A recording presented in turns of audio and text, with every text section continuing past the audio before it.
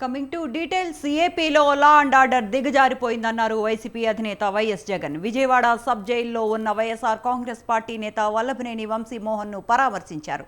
చంద్రబాబు ప్రభుత్వం కుట్రతోనే ఇదంతా చేస్తోందని ఆరోపించారు ఆయన. బెయిల్ రాకూడదని వంశీపై నాన్ బెయిలబుల్ కేసులు పెట్టించారని ఆరోపించారు జగన్.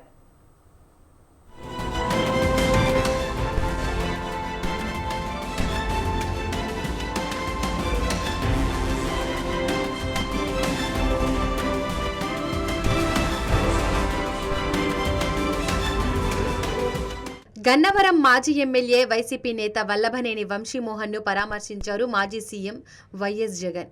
విజయవాడ సబ్ జైలులో ఉన్న వంశీని ములాఖత్లో పార్టీ నేతలతో కలిసి పరామర్శించారు. ఈ సందర్భంగానే వంశీకి ధైర్యం చెప్పడంతో పాటు కేసుకు సంబంధించిన వివరాలు, ఇతర అంశాలపై చర్చించినట్లు సమాచారం.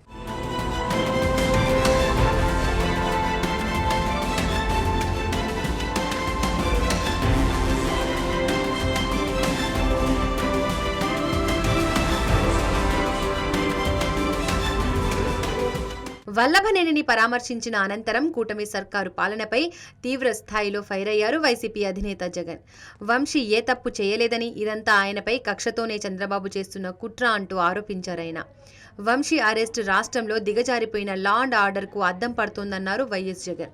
వంశీ మీద పెట్టిన ఫాల్స్ కేసు నిజంగా రాష్ట్రంలో దిగజారిపోయిన లా అండ్ ఆర్డర్ను వంశీ అరెస్టు అద్దం పడుతుంది. ఎందుకనంటే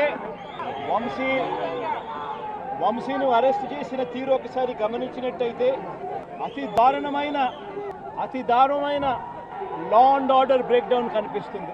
ఒకసారి గమనించినట్టయితే ఈ కేసులో గన్నవరం పార్టీ కార్యాలయంపై దాడి జరిగింది అని చెప్పి ఫిర్యాదు చేసిన సత్యవర్ధన్ అనే ఈ వ్యక్తి గన్నవరం తెలుగుదేశం పార్టీ ఆఫీసులో కంప్యూటర్ ఆపరేటర్గా పనిచేస్తూ ఉన్న సత్యవర్ధన్ అనే ఈ వ్యక్తి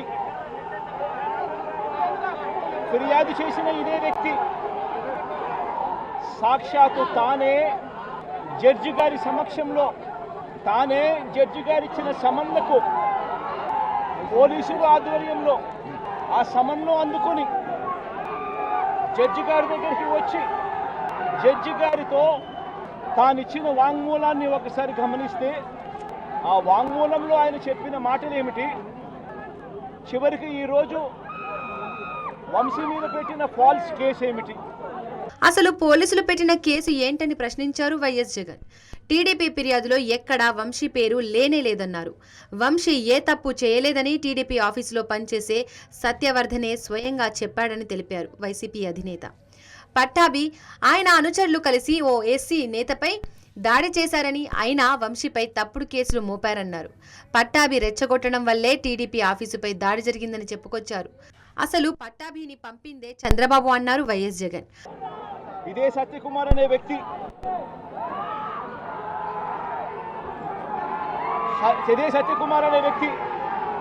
జడ్జి గారి సమక్షంలో సత్యవర్ధన్ అనే వ్యక్తి వంశీ ఎలాంటి తప్పు చేయలేదు అని చెప్పినప్పటికీ కూడా వంశీ మీద తప్పుడు కేసులు ఈరోజు బనాయించడం జరిగింది. ఈ కేసుకు సంబంధించి ఘటనలు ఒకసారి గమనించాల్సిన అవసరం ఉంది. మంగళగిరికి సత్యవర్ధన్ను పిలిపించుకొని మరో ఫిర్యాదు చేయించారన్నారు జగన్. ఈ కేసులోనూ ఎక్కడా వంశీ పేరు లేదన్నారు. కానీ టీడీపీ నేతృత్వంలోని కూటమి ప్రభుత్వం అధికారంలోకి రాగానే వంశీని టార్గెట్ చేశారని అన్నారు. కేసు మళ్లీ రీఓపెన్ చేశారని వెల్లడించారు. సత్యవర్ధన్ నుండి మరొకసారి స్టేట్మెంట్ తీసుకున్నారని తెలిపారు. అందులోనూ వంశీ తప్పు లేదన్నారు వైసీపీ అధినేత. దీంతో గన్నవరం టీడీపీ కార్యాలయం తగులబెట్టే ప్రయత్నం చేశారని, వంశీపై తప్పుడు కేసులు మోపారన్నారు జగన్.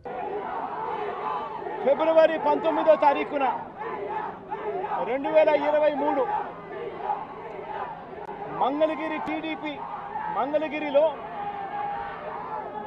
టీడీపీ హెడ్ ఆఫీసులో పట్టాభి అనే వ్యక్తి చేత వంశీ మీద భరించలేని విధంగా బూతులు తిట్టించారు చంద్రబాబు నాయుడు గారు. మంగళగిరి తెలుగుదేశం పార్టీ హెడ్ ఆఫీసులో ఫిబ్రవరి 19, 2023 పట్టాభి అనే వ్యక్తి రెచ్చగొడుతూ వంశీని తిడుతూ ఫిబ్రవరి 19వ తారీఖున తాను మాట్లాడిన మాటలు. ఫిబ్రవరి 19, 23 వాడో పిల్ల సైకో, నేనే గన్నవరం వెళ్తా,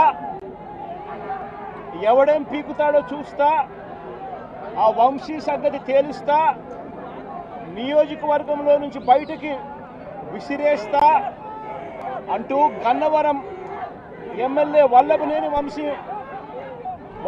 వంశీని రెచ్చగొట్టింది సాక్షాత్తు ఫిబ్రవరి 19వ తారీఖున ఇదే పట్టాభి అనే వ్యక్తి.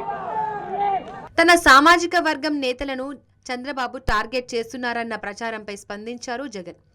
వంశీ ఎదుగుదలను చంద్రబాబు సహించలేకపోయారని, అందుకే తప్పుడు కేసులు పెట్టారన్నారు. వాళ్లకు అనుకూలంగా ఉంటే ఓకే, లేదంటే వెలివేస్తారు, లేదంటే కేసులతో ఇబ్బంది పెడతారని వ్యాఖ్యానించారు వైఎస్ జగన్.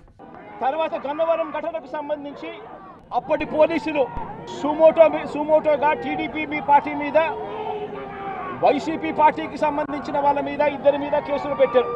ఇదే సమయంలో టీడీపీ వాళ్ళు 3 కంప్లైంట్స్ కూడా ఇచ్చారు. అవి కూడా తీసుకోవడం జరిగింది.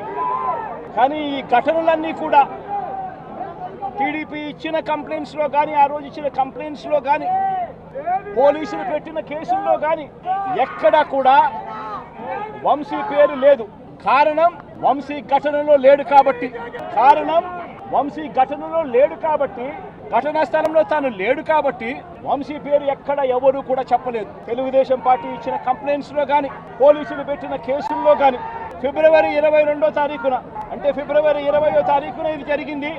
ఇది జరిగిన 2 రోజుల తర్వాత గన్నవరం టీడీపీ ఆఫీస్ ఆపరేటర్గా, డేటా ఎంట్రీ ఆపరేటర్గా పనిచేస్తా ఉన్న సత్యవర్ధన్ అనే ఈ దళిత యువకుడిని మంగళగిరిలోని టీడీపీ ఆఫీసుకు చంద్రబాబు నాయుడు గారు మనుషులను పిలిపించుకొని ఈ సత్యవర్ధన్ అనే వ్యక్తి ద్వారా మరో కంప్లైంట్ కూడా ఇప్పించారు. తెల్లటి కాగితం మీద ఆయనతో సంతకం తీసుకొని మరో కంప్లైంట్ కూడా ఇప్పించారు.